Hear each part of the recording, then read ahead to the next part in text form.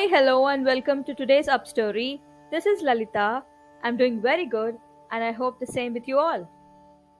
So, let us today see our story how Britain looted $45 trillion from India.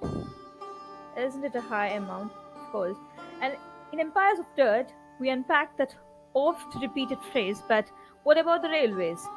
A message that invariably comes up when you start to discuss British rule in India. Sure, colonialism wasn't great, but didn't Britain at least give India the trains? I don't think so. It turns out that the British Empire wasn't just the generous benefactor that most people think. In this episode, we'll look at how Britain spirited away an estimated $45 trillion from India as it took over the country, first through the East India Company and then the Britishraj. There is a story that is commonly told in Britain that the colonization of India was as horrible as it may have been, was not of any major economic benefit to Britain itself. If anything, the administration of India was a cost to Britain, so the fact that the empire was sustained for so long, the story goes, was a gesture of Britain's benevolence. And yes, it's all about the capitalism and how did it work. There are some deals a crushing blow to this narrative.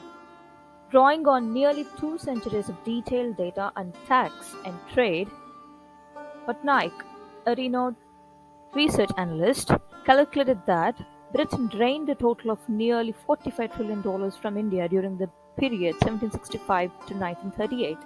It's really a staggering sum. For perspective, $45 trillion is 17 times more than the total annual gross domestic product of the United Kingdom today. So, how did this happen? How did this come about? It all happened through the trade system. Prior to the colonial period, Britain bought goods like textiles and rice from Indian producers and paid for them in the normal way, mostly with silver, as they did with any other country. But something changed in 1765, shortly after the East India Company took control of the subcontinent and established a monopoly over Indian trade. Here's how it worked. The East India Company began collecting taxes in India and then cleverly used a portion of those revenues, which is about a third, to fund the purchase of Indian goods for British use. In other words, instead of paying for Indian goods out of their own pocket, British traders acquired them for free buying from peasants and weavers using money that had just been taken from them. Isn't it a total scam? It was a scam, theft on a grand scale. Yet most Indians were unaware of what was going on because the agent who collected the taxes was not the same as the one who showed up to buy their goods. Had it been the same person, they surely would have smelled a rat. Some of the stolen goods were consumed in Britain and the rest were re-exported elsewhere. The re-export system allowed Britain to finance a flow of imports from Europe, including strategic materials like iron, tar and timber, which were essential to Britain's industrialization.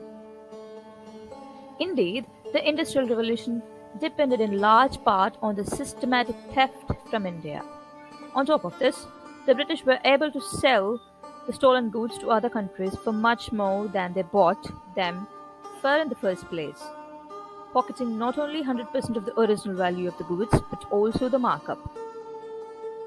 After the British Raj took over in 1847, colonizers added a special new twist to the tax and buy system. As the East India Company's monopoly broke down, Indian producers were allowed to export their goods directly to other countries. So how did this work? Basically, anyone who wanted to buy goods from India would do so using special council bills, which is a unique paper currency issued only by the British Crown. And the only way to get those bills was to buy them from London with gold or silver. So traders would pay London in gold to get the bills and then use the bills to pay Indian producers.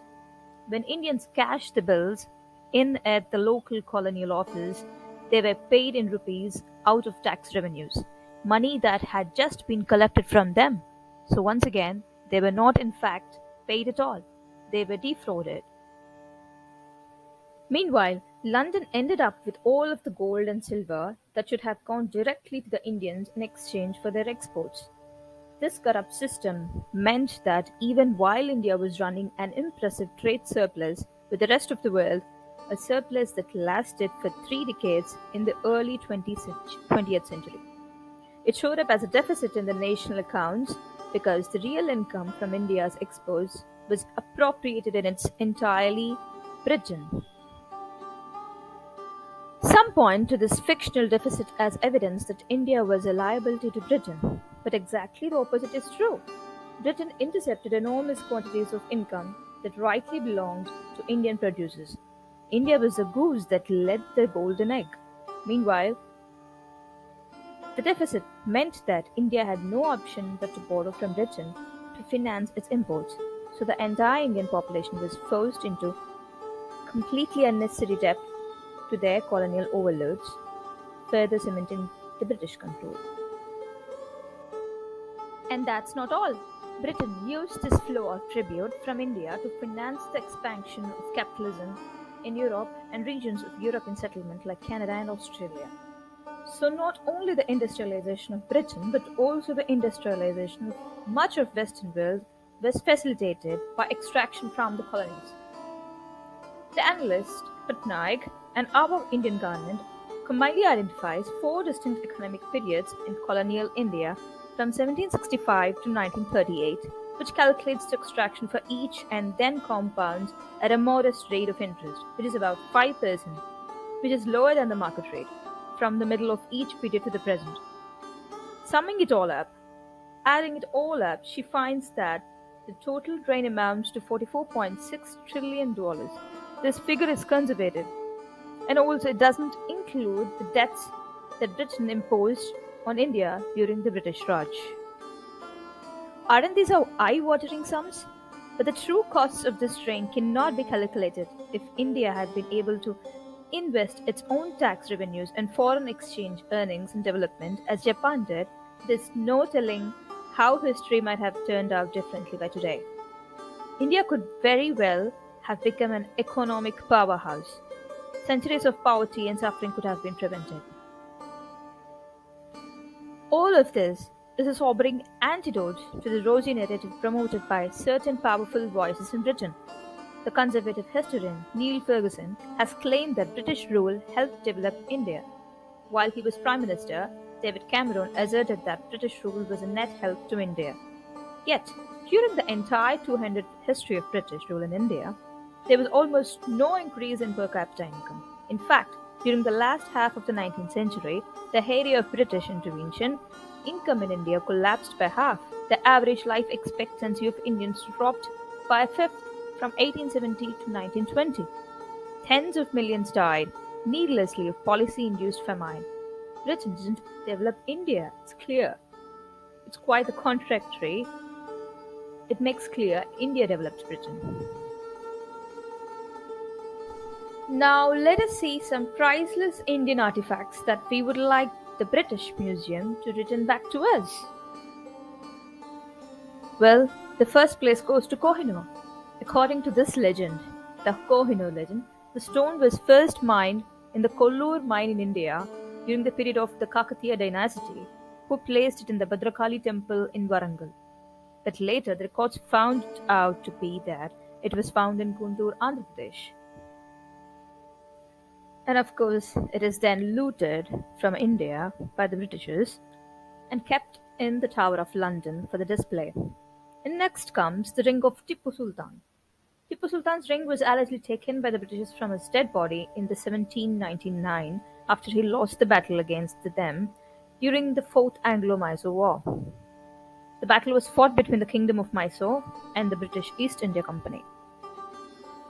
As you can see here, the jeweled ring is inscribed with the name of the Hindu deity Ram in raised Devanagari script and was sold for £145,000, which is nearly 1.42 crore rupees, by Christie's auction house in 2014. According to the auction house, the ring weighing 41.2 grams was sold to an undisclosed bidder for almost 10 times more than its estimated price at an earlier auction in central London. The next one comes the magnificent throne of Maharaja Ranjit Singh, first Maharaja of the Sikh Empire, had gold sheets and was built specifically for state meetings. It was moved during Anglo-Sikh War and has also been kept in the Victorian and Albert Museum since then. While this should shine in our homeland for the tourists from around the world to witness the rich history and culture of India, they are instead kept on display in the splendid museums of London for the British to show off. Here comes the wine cups of Shah Jahan. The paisley-shaped wine cup made of white nephrite jade belonged to the Mughal Emperor Shah Jahan, which was later acquired by Victorian and Albert Museum in London in 1962. The cup was made in 1657 century and had its title Second Lord of the Conjunction inscribed on it. We can see some of the Tipu Sultan's personal possessions. The legendary ruler Tipu Sultan's sword, ring, perfume, and a wooden tiger are all in the possession of different museums in Britain. He fought the British till his last breath, and his personal possessions were looted upon his death. Here we can see a magnificent and a beautifully carved sandstone statue of the Lord Harihara looted from the temple in Khajuraho, Madhya Pradesh, is displayed at the British Museum, London. And of course, the late Elizabeth II never apologized for the colonial legacy of looting from the global south, not even with the plunder of the jewels stuck on her crown, which is stolen from Africa and India. And that is why I added up a quote here, which is the sun never set on the British Empire because even God couldn't trust the Englishman in the dark, which is said by the great orator and the great analyst and a writer, Shashi Tharoor. I hereby request every Indian, being an Indian, we need to know about our history and our suffering, which have been done in the British colonization. Here, these two books give a clear-cut analysis. This is the best book I have ever read. It meticulously describes the gory nature of British colonial brutality. It charges Britishers of plundering the Indian subcontinent and putting its innocent people under unimaginable suffering. In this Inglorious Empire book, which is written by Shashi Tharoor, it's really incredible. Tremendously put and precisely expressed, worthy of time and recommended for the competitive examinations as well. So this is it today, guys. Thanks for watching my story, and please subscribe and give a thumbs up. Share it with your friends. Bye bye.